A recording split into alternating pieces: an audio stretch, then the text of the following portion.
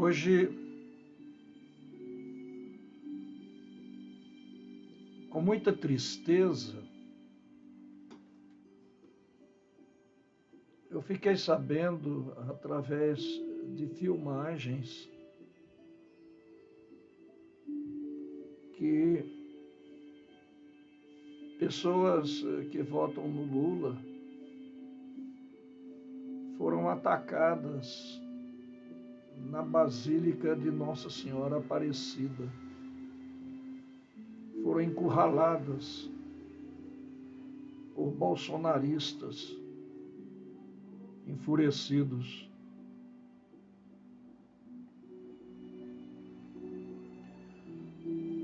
Numa festa religiosa.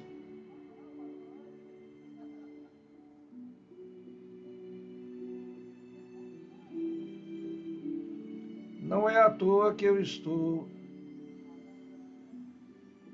gravando a leitura do Anticristo de Friedrich Nietzsche. Já gravei 42 aforismos e pretendo gravar todos os aforismos até o final do livro, o Anticristo.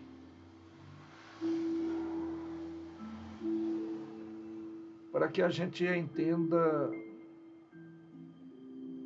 como o cristianismo se desenvolveu até chegar a tal ponto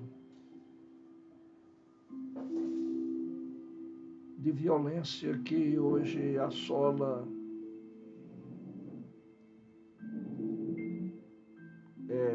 proveniente dessas igrejas neopentecostais. Mas existe um texto muito interessante do Frei Beto sobre isso, que eu pretendo relatar. Frei Beto é escritor, autor de Tom Vermelho, o Verde, da editora Rocco.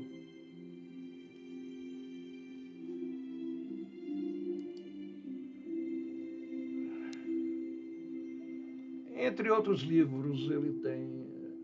Isso você pode encontrar na livraria virtual freiberto.org, freibertoemendado.org.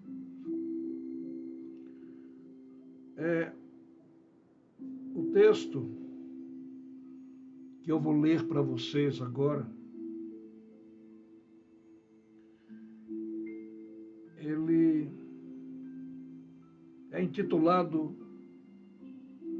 Por que Bolsonaro surpreendeu no primeiro turno? Frei Beto. Há múltiplas análises do resultado no primeiro turno da disputa presidencial entre Lula e Bolsonaro. Todas surpresas com o avanço eleitoral do presidente, contrariando previsões nos principais institutos de pesquisas.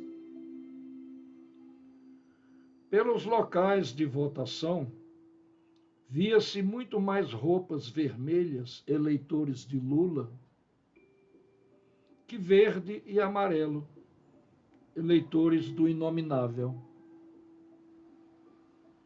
Fica a pergunta: como explicar tão surpreendente avanço de quem sabotou o combate à pandemia, reduziu drasticamente os orçamentos da saúde e da educação e demonstra abertamente seu desprezo por mulheres, pobres, indígenas e negros? Como resposta, há várias hipóteses. Fico com uma.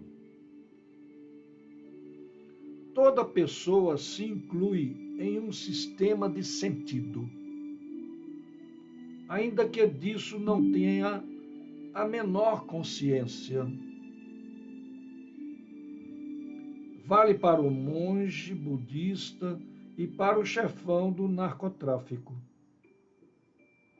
Grosso modo, há hoje dois sistemas de sentido que imprimem razão de viver: o neoliberalismo e o socialismo, ou comunidades de partilha, como as indígenas.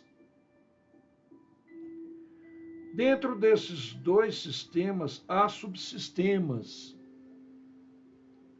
e o mais expressivo é a religião. Na Idade Média, a religião foi sistema predominante no Ocidente, o mais abrangente de todos os sistemas criados até hoje. Seu arco se estende do mais íntimo, a culpa por uma ofensa ao mais coletivo,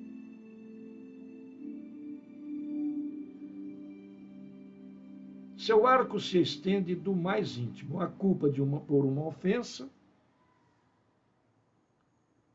ao mais coletivo, a sociedade de justiça e paz.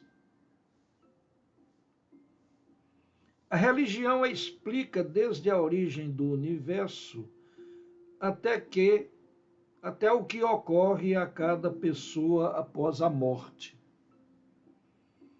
Como ironizam os cientistas, os físicos têm perguntas, os teólogos respostas. Como sistema de sentido, a religião não exige dos fiéis estudos e status. Basta acatar os preceitos e a doutrina como verdades de fé e confiar, verbo que deriva de com fé, confiar. Confiar na palavra daqueles que, revestidos de suposta sacralidade, o ministro da confissão religiosa, por exemplo, gozam da prerrogativa de falar em nome de Deus. Numa sociedade em que a maioria da população tem baixa escolaridade e pouca renda, o espaço religioso atrai como um refúgio frente aos sofrimentos, ao desamparo, à competitividade que campeia na vida social. Ali, o fiel encontra uma lógica para entender e aceitar ou criticar, porque o mundo é o que é, com suas desigualdades e violências. Vivência, solidariedade, consolo, amparo e, sobretudo, resgata sua autoestima. O Zé Ninguém da vida cotidiana se sente promovido no espaço religioso como filho ou filha de Deus. Ministro da palavra, pai ou mãe de santo, etc, etc. É o refúgio do Zé Ninguém. Era isso que as comunidades eclesiais de base ofereciam a seus milhões de participantes, Brasil afora, entre as décadas de 1970 e 1990. Entretanto, foram atropeladas pelos pontificados conservadores de João Paulo II e Bento XVI. Esse refluxo favoreceu o avanço das igrejas evangélicas entre as classes populares. A maioria abraça o neoliberalismo como sistema desse sentido. Consideram que a salvação pessoal, neste e no outro mundo, é mais importante que lutar por uma sociedade justa. Frei Beto escreveu mais justa, mas eu coloco justa, porque eu não vejo justeza nessa sociedade, nem a mais baixa justeza. Aliás, o social viria como acúmulo de virtudes pessoais. Não se enxerga a floresta apenas as árvores. Se há gente na miséria, é porque se desviou dos caminhos do Senhor e não preservou nas virtudes, e não perseverou. Claro, e preservou as virtudes morais. E aí é a moralidade cristã. Entre parênteses, meu parênteses, que merece uma discussão aprofundada. Vide aqueles que na igreja vieram de uma vida de devassidão, bebidas, mulheres, jogatina, e ao abraçar a fé no Senhor, resgataram o equilíbrio familiar, abandonaram os vícios e hoje prosperam social e financeiramente. São lógicas opostas, enquanto os progressistas querem mudar a sociedade para que as pessoas mudem. Os fundamentalistas querem mudar as pessoas para que a sociedade mude. Os primeiros atuam sob o paradigma do social, política. Os segundos, do pessoal, moral. A esse contingente evangélico, a esquerda ainda não aprendeu a falar. Guarda ranços dos preconceitos antirreligiosos do marxismo vulgar. Talvez, aqui entre parênteses meu, Frei Beto não concorde, que Marx, em determinado momento, disse que religião é o ópio do povo. Tudo bem, ele tem um pensamento dele, os marxistas têm o seu.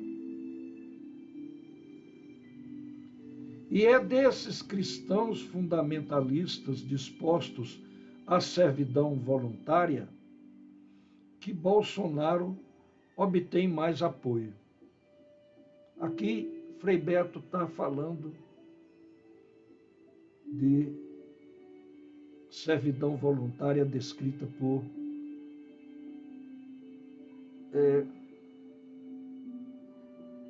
Lavoisier, num livro dos anos 1500.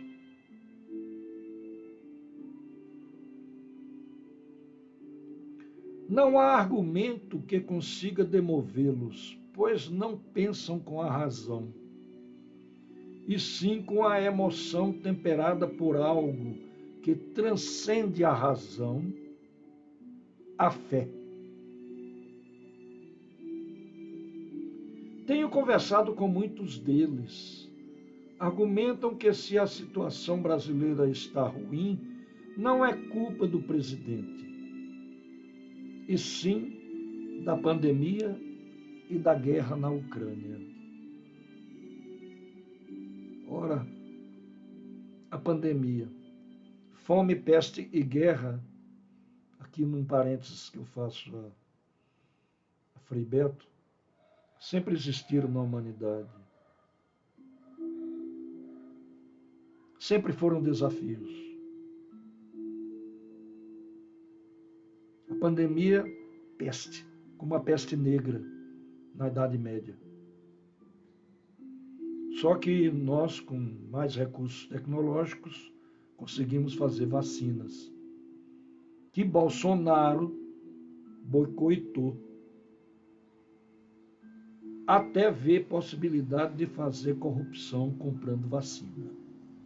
Ponto 1. Ponto 2. Guerra na Ucrânia, muito mais culpada pela OTAN e os países do Ocidente e Estados Unidos do que a própria Rússia, que se sentiu invadida pela Ucrânia, em regiões russas, do território russo. Mas tudo bem. Talvez não fosse necessário ocupar militarmente, mas tratar isso na ONU, batendo claramente junto com países que entendessem essa reivindicação russa, que é lógica e, no meu ver, justa. Não que eu defenda o Putin. Não é isso, Frei Beto. Não que eu defenda o Putin. Bom, mas voltando ao seu texto, Frei Beto. A militância progressista e de esquerda tende a demonizar essa multidão de evangélicos fiéis a Edir Macedo, Malafaia e outros próceres mercadores da fé. Simonia, a velha simonia, não é, Frei Beto? Não se dá ao trabalho de tentar compreender a vertiginosa expansão das igrejas evangélicas e não domina a única linguagem capaz de estabelecer algum diálogo com este segmento, a hermenêutica bíblica. E aí, Frei Beto, talvez você queira que a gente retome Santo Agostinho, São Tomás de Aquino, Santo Anselmo, um certo retorno à Idade Média, não é, Frei Beto? Mas tudo bem. O fato é que você tem razão em relação a termos abandonado as comunidades eclesiais de base, um dos pilares que formavam um tripé junto com o movimento sindical e com a intelectualidade para estabelecer o PT. E aí, graças, por exemplo, a Dom Paulo Evaristo Arnes e a sua irmã. Participei de reuniões das comunidades eclesiais de base, viu, Frei Paulo? Meu querido Frei Beto, participei. Nas periferias de Belo Horizonte, até dando aula, alfabetizando, mas tudo bem. Foi um tempo interessante, onde eu e alguns que hoje são deputados federais pelo PT de Minas Gerais, estivemos informando, formando, interagindo com as comunidades eclesiais de base, maravilhosas. Voltando ao Frei Beto.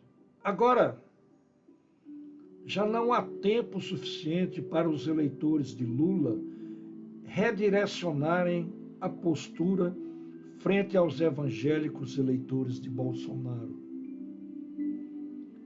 Mas isso terá que ser feito sob pena de o Brasil caminhar para uma neocristandade capaz de minar o Estado laico e cobrir de bênçãos as armas dos milicianos. Nestes poucos dias que nos restam para o segundo turno, a tarefa urgente é evitar que o debate eleitoral fique refém de uma cruzada religiosa, alheio às causas da penúria de nosso povo.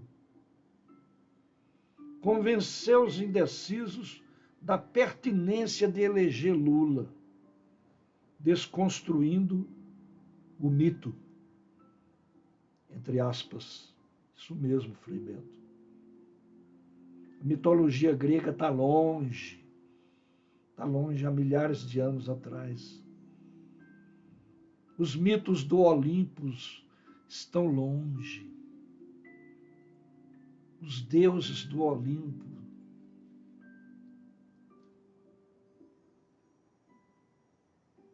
não estão mais aqui.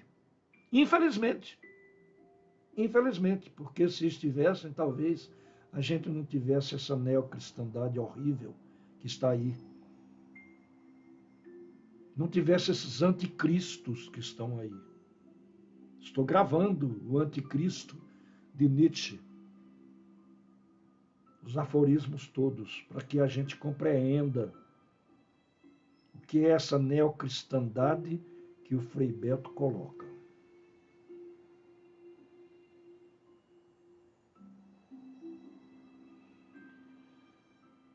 Mas voltando aqui, Frei Beto, você tem razão. Você disse, nestes poucos dias que nos restam para o segundo turno, a tarefa urgente é evitar que o debate eleitoral fique refém de uma cruzada religiosa, alheio às causas da penúria de nosso povo. Convencer os indecisos da pertinência de eleger Lula, desconstruindo o mito, entre aspas, ao revelar sua verdadeira face de corrupto, miliciano, preconceituoso e administrador falido. Convocar mobilizações presenciais e virtuais e torcer para que o PT e a coordenação da campanha acertem na propaganda eleitoral e na costura de amplos apoios. Muito bem, Frei Beto. Só se esqueceu de dizer que ele é extremamente nazifascista, militarista, amante da matança, mas falou que é miliciano já é muita coisa. Esse foi o texto do meu querido, amado Frei Beto, escritor e autor de Tom Vermelho e Verde. O Verde. Tom Vermelho, o Verde. Editora Rocco,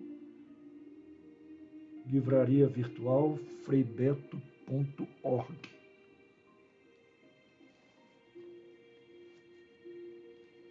Meu querido Frei Beto,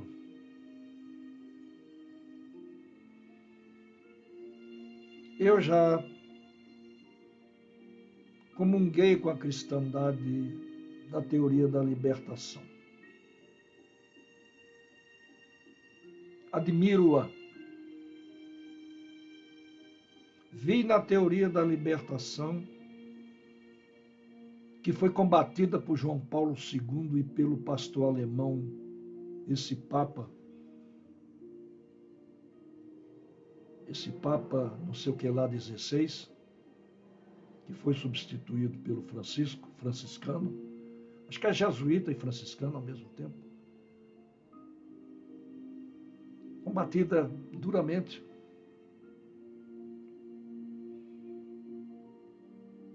reflexos na organização política do povo.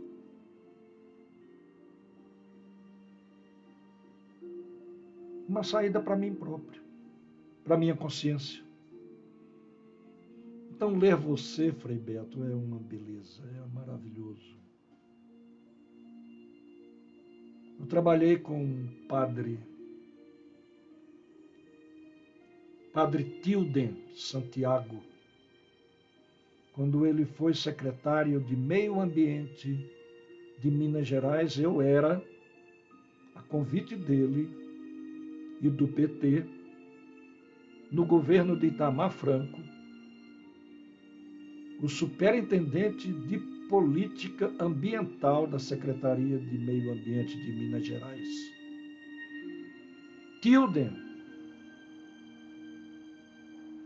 Padre Tilden Santiago, esteve na Palestina, acampado na defesa da Palestina durante anos. Uma pessoa maravilhosa, adepto da teoria da libertação.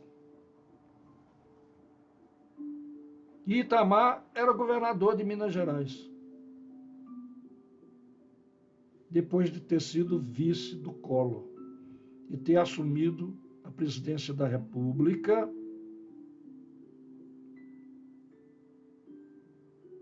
quando o Collor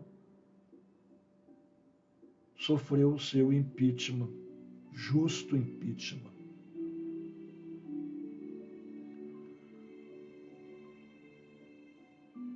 Parabéns, Frei Beto, por me dar essa oportunidade de transmitir tão belas palavras suas. Espero que os meus ouvintes, as minhas ouvintes, tenham gostado. Um grande abraço a todos, a todas e a todos. Beijão.